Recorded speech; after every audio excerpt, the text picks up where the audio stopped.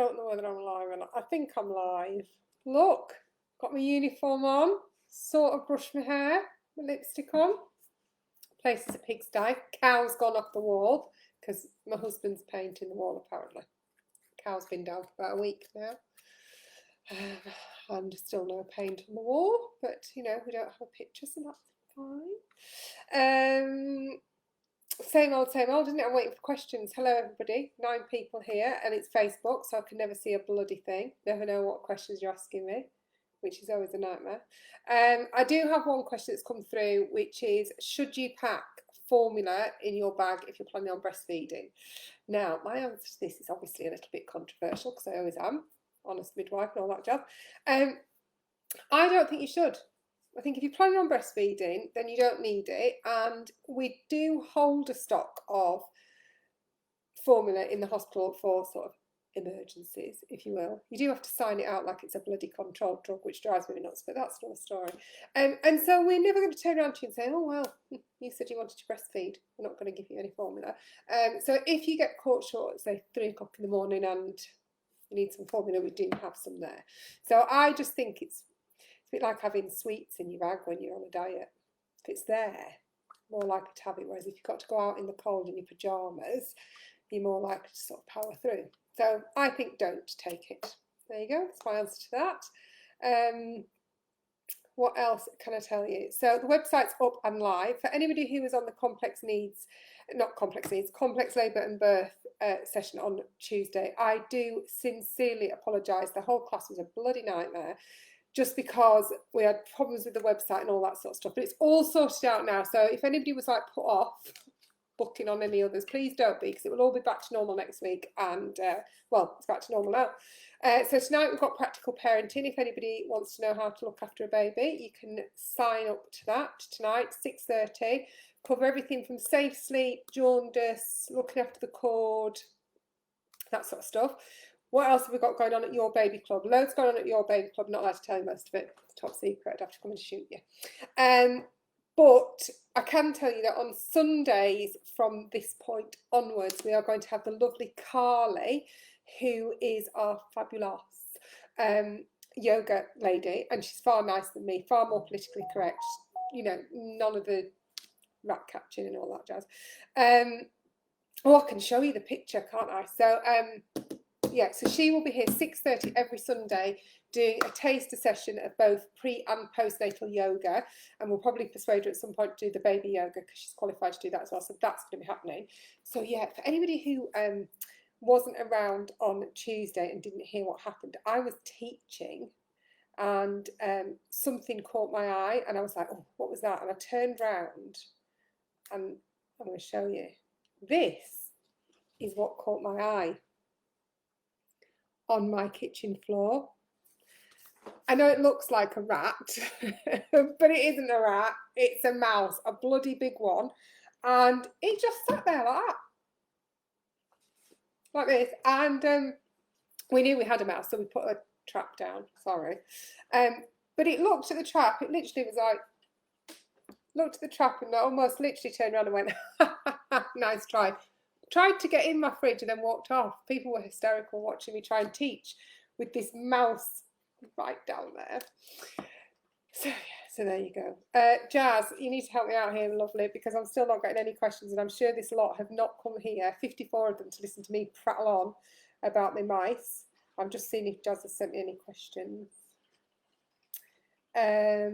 What else can I tell you about what's going on? So partners, getting asked a lot about partners at the minute in terms of, do we think they're going to change it? Are we letting partners in? Are we not letting partners in? And what I'm understanding is that there's no change, no major changes at the moment with regards to making it more lenient, which I think is wrong. If I'm honest, I do think partners should be allowed into appointments. And some hospitals I think are doing, but not all of them. So that's that. The other thing is, yesterday, I don't know if anybody noticed, I put a post up about hair loss following having had a baby, which is actually quite common. And I got so many answers of so many women that are losing their hair. So if anybody didn't see that post. Basically what I was saying is that quite often after you've had your baby, you can experience it feels very significant hair loss. But what happens is when you are pregnant, the life cycle of your hair changes. I think it's to do with the hormones.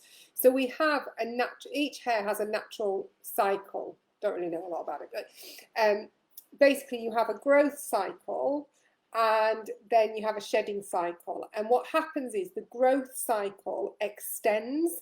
So women often will have really full locks and lovely full hair during pregnancy. I'm just looking at this in case I've been asked more questions. They'll have really full hair, and then what happens is once the hormones change back to normal, all the hair that should have been lost throughout pregnancy, which stayed where it was, making you look all bouncy and beautiful, sheds away. So you get this feeling that you are losing loads and loads of hair, which isn't actually the case. You're just losing what you would have lost earlier on. So really interesting. And I know lots of people have been contacting saying, oh my God, this is happening to me. Is it normal? Is it normal? It generally is normal, and it will shy off. Some women find that it goes on for longer, so if they're breastfeeding, those pregnancy hormones are still the same. But don't worry, you are unlikely to end up needing a wig. You'll be fine. It will all come back to its crowning glory.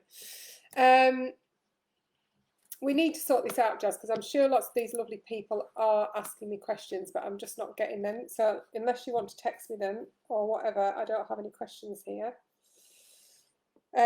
What else can I tell you? Lots of good giveaways coming up.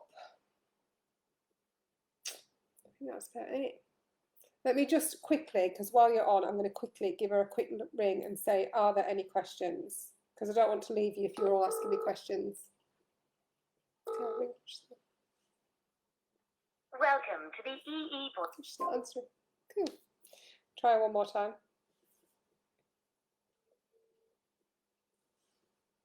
It's like being on the phone a friend, isn't it? No, she's not answering. How frustrating. Tell you what I could do. Oh, she's sending them in here. I've got them. I've got questions. Yay. Right, okay. Does baby movements change in late pregnancy? I'm nearly 36 weeks. Oh, so relieved to get my questions. I'm nearly 36 weeks, so I've noticed that baby is being lazy, still active, but in a different way. Is this normal? So, Anna, what I would say is, it's really difficult to say, yes, that's normal, it's not normal. It's all about how reassured you are. I mean, obviously, towards the end of pregnancy, babies don't have as much room, but that doesn't mean to say that they move any less. Obviously, they can't do that because they haven't got the room, but they should be still, you should be able to still feel them moving and swirling around and that sort of movement feeling. If at any point with regards to your movements, you're just a bit like, just don't feel this baby is moving as much, then you should get checked out. And, you know, we're never, you know, we're not going to tell you off. We would much rather that you came in and got checked out, spent 20 minutes on the machine and we sent you home, than you sitting at home thinking, oh, it'll be all right, and then wishing that you'd have come in. So always get checked if you're worried. Do you recommend to pack some formula? We've asked that one. Vitamin D, should I be taking it in pregnancy as well as my prenatal vitamins? Also, should I give newborn baby vitamin D drops right away? Kerry, I haven't heard that we are encouraging women to necessarily have vitamin D drops. It won't do you any harm, but it's not something that I've heard that we are pushing as such. But definitely babies, especially if they are breastfed, you need to give them vitamin D drops every day. If they're formula fed, their formula is fortified with it, so you don't need to give it to formula fed babies. I had a baby a week ago yesterday, congratulations, and I am starting to feel really low, crying all the time. Is this normal? Oh, bless you. It's normal to have a couple of days of wobble where you just feel a bit low, very emotional. Often, you know, do you want a cup of tea? Yeah, I want a cup of tea. But if you are finding that that is persisting and you've been feeling like that for a long, you know, for the, 4 or 5 days, that isn't normal. So you need to touch base with your midwife, just say that you're just getting a bit worried, you're feeling a bit low.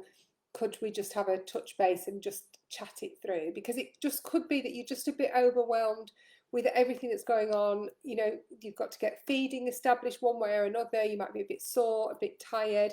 Speak to your partner. Tell your partner how you're feeling. Sometimes you just need a good cry. Cry it all out. You're a new mum. It can be normal, but it can also be something that's just going to prolong a bit longer, and we want to just make sure that you're all right and that you've got some support. So speak to your midwife. You can make some banana bread in a minute, but we haven't got any butter. In fact, we've got some clover. Huh? We've got some clover. Is that the one where you open the lid and all the squirrels come out and clean the kitchen? If it is, get it out quick. Vitamin K for baby, yes or no? I see lots of different opinions. Oh, Anna, right. My opinion is definitely yes, but I am in the yes camp on most things like that. However, it's worth understanding that vitamin K is not a vaccination, it's a vitamin supplement. And for many years now, the Chief Medical Officer, Mr. Christopher Whitty, don't you know, didn't know that 6 months ago, has recommended that all babies are given a stat dose of vitamin K. So it's like 0.1 ml given at birth. And the reason for that is that we don't know which babies are and which babies aren't born deficient of vitamin K. Now, the chances of it being an issue are very, very slim. However, what you are guarding against is a condition called hemorrhagic disease of the newborn, which is basically bleeding, and it can be catastrophic. So although the chances of it happening are so minimal, if it does, it can cause real problems. So the babies have been having this injection for years and years and years. I've not, to be fair, I haven't investigated it as such. I've not gone looking for contrary advice, and I would say that the vast majority of people do give it to their babies. So for me, it's a yes. Suffering with bad nausea, well, so you can suffer with that either right at the beginning. Some people suffer with it at the end. Eating little and often. Sometimes people wear the travel sickness bands, that might help. Ginger biscuits, arrowroot biscuits.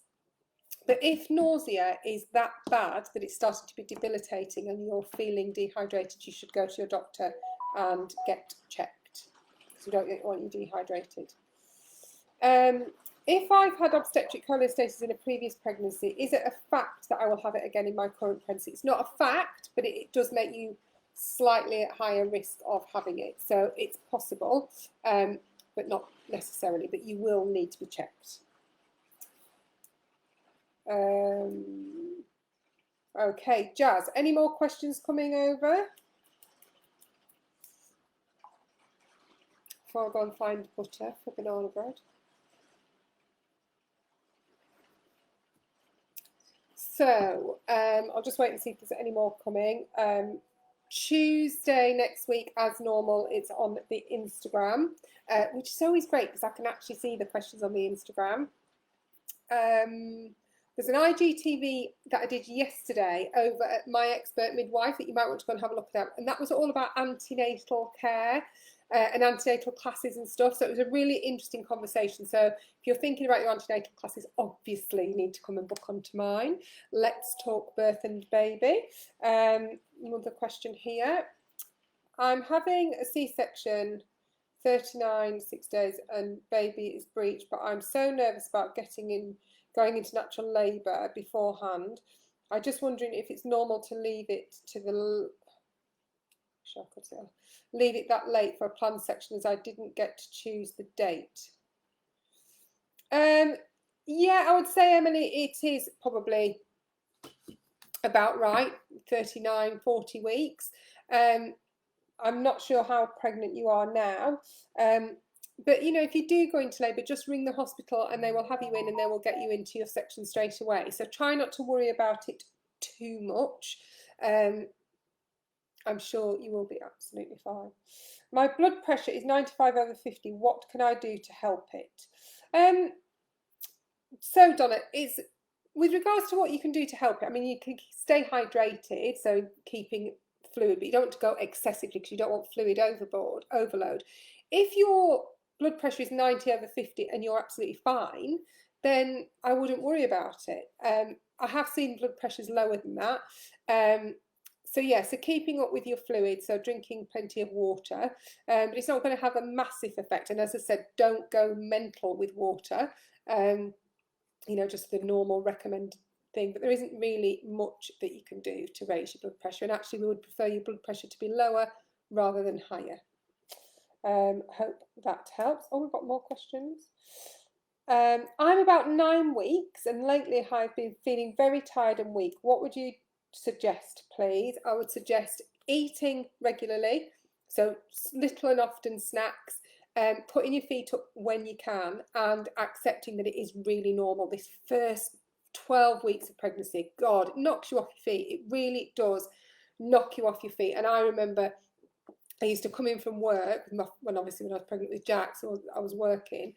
5 o'clock, 5:30, Sparko on the sofa, and I could have gladly, like Keithy would come in and be like, oh, I need to wake up for your dinner, and I would sit there, having my dinner.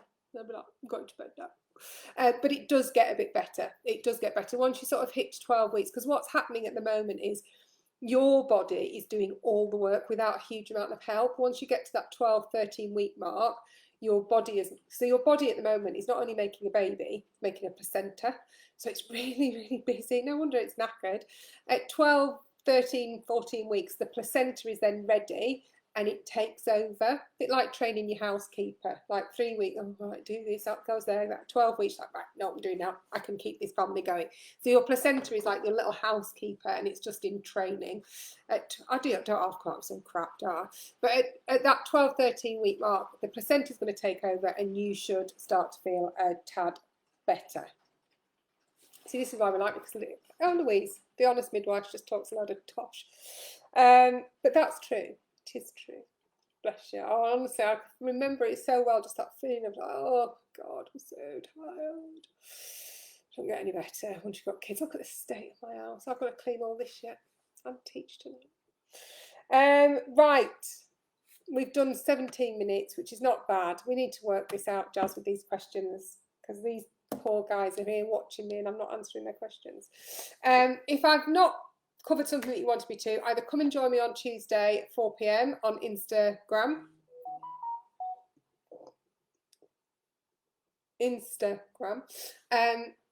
Or drop me a DM at your baby club or the honest midwife. I'll see them on both. You're fab as always. I hope you're having a great week despite the rain, and I shall see you all soon. Take care, everybody. Watch out for that mouse.